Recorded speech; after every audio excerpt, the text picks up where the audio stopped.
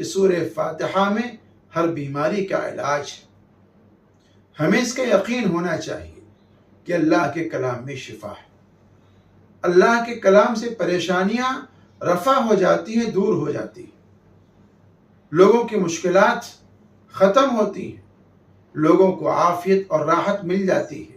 ہمیں اس بات کا یقین ہونا چاہیے، جیسا کہ اللہ رب العزت نے فرمایا فیہ شفاء للناس، اس کے اندر تمام لوگوں کے لیے شفا ہے۔